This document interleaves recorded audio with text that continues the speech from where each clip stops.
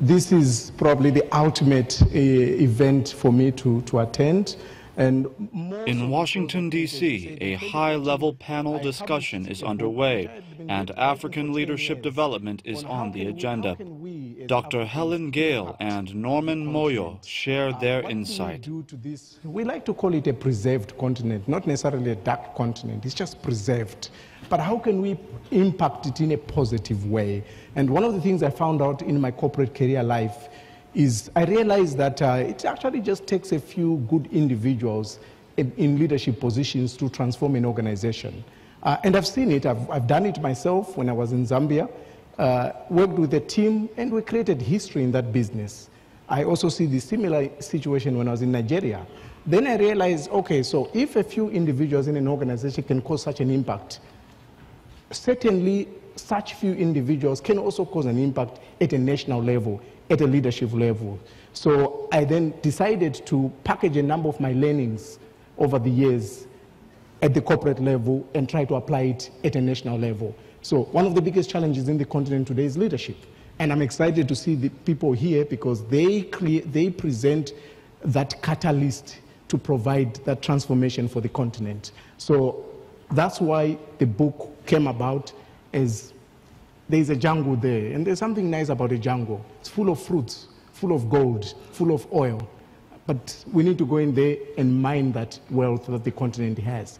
And leadership is the key to be able to unlock that potential. Thank you. Dr. Gayle, how do you think that American leadership differs from African leadership, or does it differ really? Yeah, and I would also just like to start out. I don't have a joke quite as good as yours, but because your husband is here. Because my husband's here, yeah.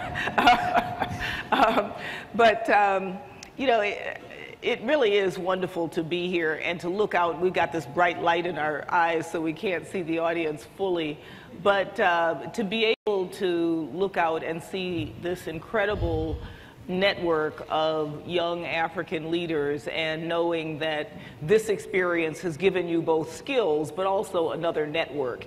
And you know, maybe in some ways networks is one of the real big issues in the whole leadership, and I wouldn't say necessarily that there's a huge distinction, but I do think when you think about what the United States has always had, networks is one of those. The fact that, you know, we are the richest nation in the world and have incredible wealth, incredible education institutions, et cetera, it does mean that by accident of birth, one may have access to some things that include the networks that are part of the United States that sometimes give people an advantage.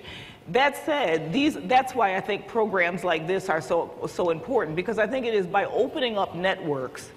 Yes, it's getting the skills that we all get when we go through our training experiences, but I do think that power of networks is something that doesn't get as exploited as possible, because once one has a network of people who are able to open up opportunities and to say, you know, because I believe in this person, I will help them get a leg up and get an opportunity. And so, you know, I think that whole aspect of how do we make sure that we're opening our networks is you know, I think not necessarily a distinction, but I think historically, you know, we have here in this country have had the access that I hope we're starting to open up and have opportunities like this. You know, I just feel, as you know, Mr. Moyo was saying, that thinking deliberately about leadership is something that I think some of us, and I'll say for myself, I think I came to it later than I should have. I kind of became an accidental leader because of a lot of the roles that I play.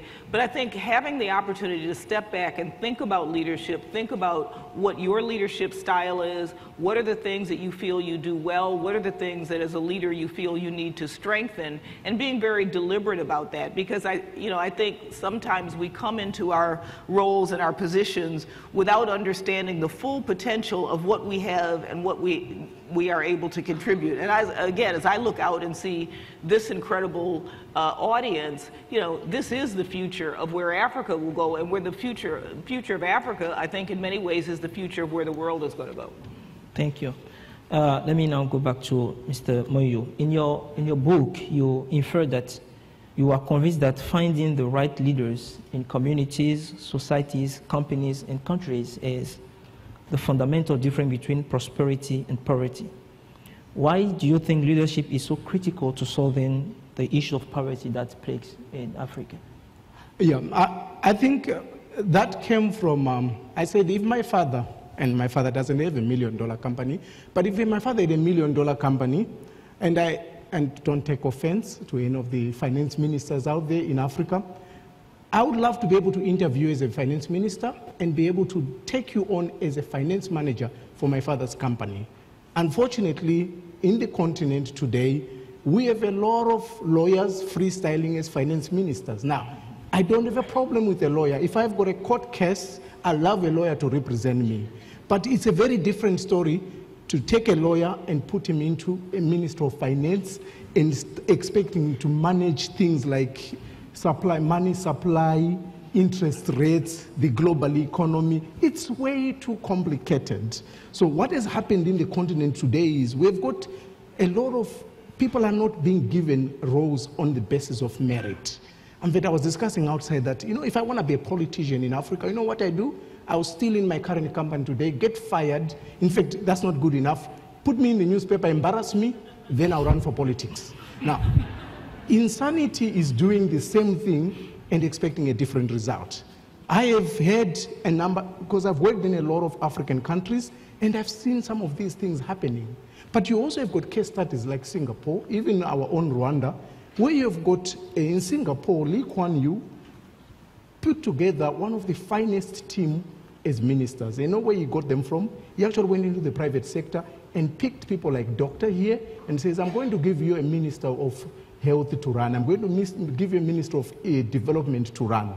She has run businesses very efficiently and very proficiently. Trust me, she knows how to run things. So she will not stumble so much. And that's how Singapore ended up moving from a third world to a first world in one generation.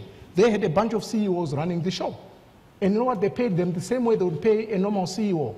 You see, most of our ministers will pay them peanuts. And no wonder why they start trying to cultivate and make a deal on the side. If you pay peanuts, you attract what?